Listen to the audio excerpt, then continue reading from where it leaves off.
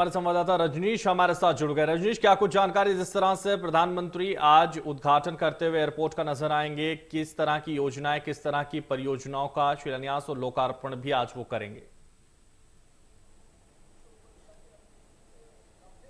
देखिए, लगभग 40 मिनट बाद कुशीनगर के धरती पर प्रधानमंत्री का राजकीय वायुयान जो एयरफोर्स की वायुयान होगी उससे वो लैंड करेंगे और जी। उसके बाद इंटरनेशनल एयरपोर्ट जिससे ढेर सारी उम्मीदें पूर्वांचल के साथ साथ उत्तर प्रदेश के साथ साथ बिहार वासियों को भी है, उसका लोकार्पण करेंगे। उसके बाद वो बौद्ध के परिनिर्वाण स्थल पे आएंगे, जहां लगभग 1 घंटे 10 मिनट समय व्यतीत करेंगे, जहां विदेश से श्रीलंका से आए 126 डेलीगेशन का जो दल आया है उनसे मुलाकात करेंगे और बौद्ध कनक्लेव में शरीक भी होंगे। और उसके बाद इनका जो कार्यक्रम है, लगभग जो जनसभा, मेडिकल कॉलेज का लोकार्पण, शिलान्यास, तमाम तरीके के योजनाएं हैं जिसकी वो सौगात उत्तर प्रदेश वासियों को देंगे। और उसके बाद वो कार्यक्रम करने के बाद इनका, चूंकि कुशीनगर में 3 कार्यक्रम है, मैंने पहले कहा, एयरपोर्ट का लोकार्पण, उसके बाद बौद्ध कनक्लेव, उसके बाद वो जनसभा को करने के बाद वो फिर दिल्ली चले जाएंगे। बिल्कुल, तो 3 कार्यक्रम रजनीश आज होंगे और इन तीनों कार्यक्रमों को काफी महत्वपूर्ण माना जा रहा है। जिस तरह से एयरपोर्ट की सौगात देते हुए प्रधानमंत्री नजर आएंगे, उद्घाटन करते हुए नजर आएंगे, उससे कितना बदलेगा कुशीनगर, कितनी खुशहाली, कितनी प्रशंसा कही जा सकती है और लोगों के लिए कितनी खुशी की खबर इसको कहा जा सकता है?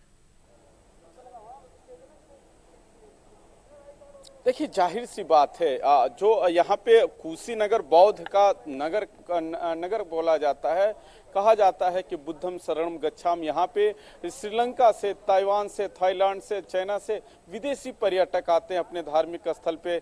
बौद्ध धर्म के जो अनुयायी हैं उनकी अच्छी खासी तादाद होती है। हालांकि यहाँ से होटल तो पहले से ही थे, लेकिन ट्रांसपोर्टिंग की सुविधा अच्छी नहीं थी। लोग बौद्धपुर एयरपोर्ट पे उतरते थे, लखनऊ में उतरते थे, उसके बाद लगभग, अगर जोड़ा जाए तो लगभग 400 किलोमीटर की दूरी तय करके लोग यहाँ पे आते थे। लेकिन जब अंतर्राष्ट्रीय एयरपोर्ट बन जाएगा, यहाँ ट्रांसपोर्टिंग, फूडिंग, लॉजिंग, इनका सारा भविष्य है। और खासकर हम युवाओं की बात करें, यहाँ के नौजवानों की बात करें, कि उनका साफ कहना है कि जिस तरीके से माहौल देश में बना हुआ है, खासकर कश्मीर की उन्होंने चर्चा किया कि रोटी रोजगार के तलाश में हम लोग बाहर जाते हैं, उसके बदले मिलता क्या है? जलालत मिलता है। हम लोग यहाँ अपना रोजगार विकास करेंगे, हम लोगों की रोजगार की उम्मीदें दिख रही है, तो बहुत ढेर सारी उम्मीदें हैं जिससे कुशीनगर के साथ ही पूर्वांचल के भी विकास के पंख लगेंगे। जी, तो बिल्कुल इस वक्त 9:15 हो रहे हैं और कुछ ही देर, माने यानी आधे घंटे में ठीक प्रधानमंत्री जी वहां पहुंच जाएंगे। जिस तरह से लगभग आधे घंटा से 40 मिनट का ये दौरान वो पहुंच जाएंगे और कुछ ही देर में वो वहां नजर आएंगे और उद्घाटन शुरू भी हो जाएगा। लेकिन जिस तरह से ये सौगात, ये जो खुशी की बात हम लगातार कर रहे हैं, और इस क्यों ना हो, क्योंकि जिस तरह से प्रधानमंत्री लगातार इस तरह के एयरपोर्ट्स और इस तरह के चीजों का जो लोकार्पण करते हुए नजर आते हैं और जनता को समर्पित वो करते हैं, सबसे अच्छी बात उनकी ये रहती है। तो अब ऐसे में जो कॉन्क्लेव है वहां, जो जनसभा को वो संबोधित करेंगे, चूंकि चुनाव से अगर हम बच के बात करें तो कभी हो नहीं सकती, 2022 भी करीब है, कुछ और भी वो यहां से कह सकते हैं इस मंच के द्वारा। देखिए, आप लगातार जो आपने कहा कि बिना चुनावी चर्चा करे उत्तर प्रदेश की बात हो ही नहीं सकती। 2022 के चुनाव है, लगभग टाइम अगर जोड़ा जाए तो गिनती के दिन बचे हुए हैं।